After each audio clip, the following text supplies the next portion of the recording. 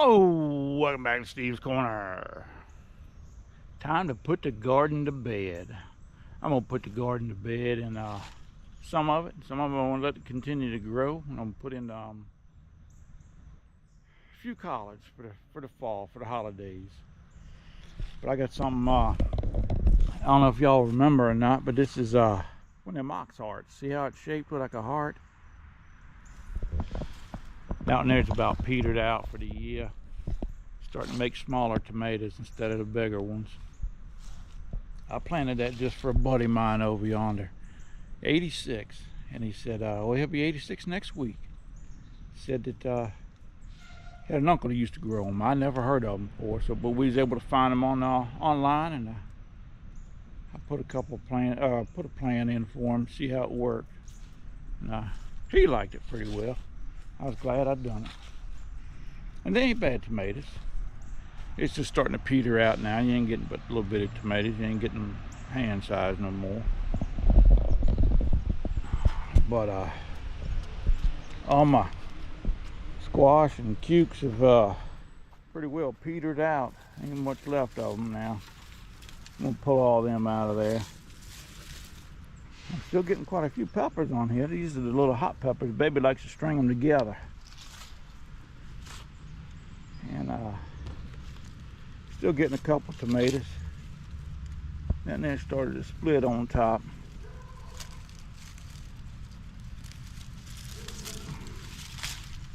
Still got some green ones coming on.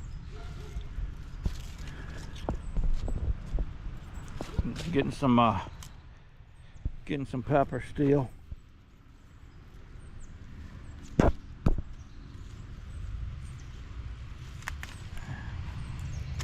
Some okra. I tell you what, even if you don't eat your okra, I think you ought to grow daggone okra just for the flowers. They come out white and purple. Big old flower. Pretty too, man.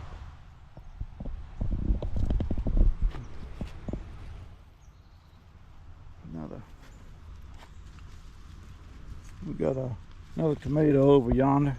We still got quite a few peppers coming on.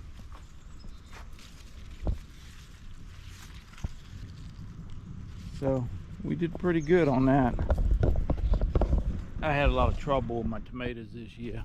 I think we made quite a few, but they turned out small to begin with. Then I had trouble with daggone blossom end rot on them. I ain't had that in years.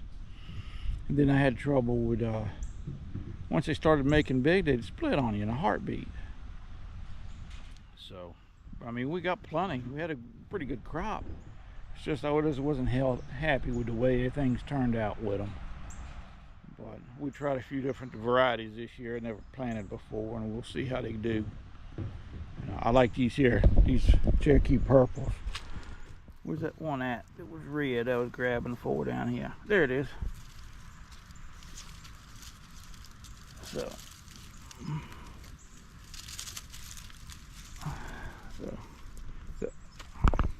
it's an ugly looking tomato, but it tastes good. It's got a good taste to it. I don't know. It's an heirloom tomato. That's one of them I was worried about this year because it was getting a lot of buds and they were falling off. And I was looking at it. I looked it up to see why, and they said them heirlooms are like that because they tend to make big tomatoes, and they know that they ain't got enough energy to grow them, so the buds will fall off of them. But we got a handful of those still coming on. Got a handful. Yeah, some more of them Cherokee purples coming on there. I don't know if y'all saw those or not up in yonder.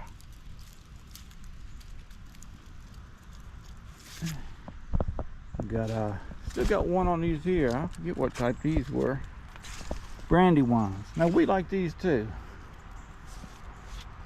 Where's must be on the other side. No, here they are. No, that's some Cherokees. No, that is the purples. Right there. But you can see I ain't got no tops to them no more. These poles are probably about 5 foot hanging out the dirt. Them plants were about like this here, 3 foot out over that lid, over the top of the pole. We had a windstorm come through here a couple times this summer and bent them all over just like that. So I just let them grow, and they still did pretty good. Still got, we got quite a few of them, but we didn't get as many big ones as I like. I just played with it, to be honest with you, boss. Some more pepper there.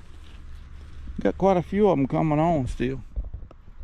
I was real tickled with these okra. Those are 4-year-old seeds I put in there. I didn't even expect them to grow at all. But you can see here, they're still growing and making stuff. That's the reason I stuck them down here in the middle of the peppers. I didn't expect to get anything out of them. Something, well, I'm still getting blooms on them Cherokees. Oh, that's what, a couple Cherokees back over yonder. But yeah, see here, I'm still getting blooms on these Cherokees. So they'll probably make for a couple more weeks. But I'm ready to tear out what needs to be tore out and get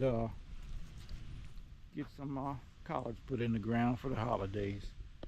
You can see here, this is what I do with the mess I get from my little fire pit over yonder. As soon as I get this stuff out of here, I'm gonna bag them leaves there and just throw down on top. That maple tree, you can see that it ain't got no leaves on it at all, hardly. It always falls early, always has. I'm waiting for that big limb to drop off of there, and that's what I'll be burning in my fire pit. Come this fall and winter. It's what's left of my collards. Those are 2-year-old collards there. We usually just cut them down here at the stalk and just throw the whole thing in the pot because it, well, we take them off the stalk and clean them, you know, look them and stuff, but because it takes so many of them to make a mess. But I wanted to try this year to see how it worked. We saw that you could just pick the leaves off and or cut them a couple inches above ground, and they'll grow back for the summer. And they did. We got a couple messes off of them. But the problem with growing them in the summertime is you got a lot of you got to treat them for bugs. You got to dust them. And I'm a lazy farmer. I just fool with it. Put it in the ground, come back and get the fruit when it's ready. But I showed y'all this probably 2 years ago. My platform for my fire pit. That's looks like a good brickwork, don't it? Ain't nothing but pavers down in some concrete. I had some pole setting concrete left. We poured in there dry and just add water after you put your pole in and everything.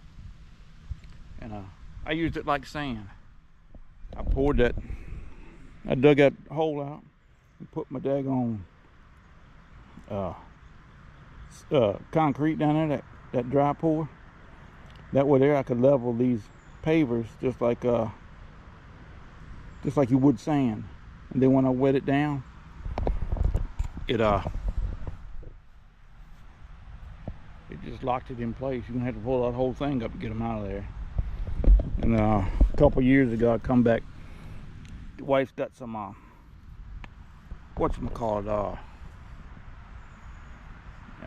like project paint, little tubes of it, you know, and painted the grout lines in there. But you get back a little ways and you can't tell the difference. You think that guy knows what the heck he's doing. I'm just a jackleg boss. But I think over here at my bench next year, that's exactly the way I'm going to handle it. I think I'm going to need 6 of them paver blocks and a bag of that dry pour concrete. Works great for me. But hey man, I'm gonna get on this garden, start tearing it down and getting ready to put some collards in it.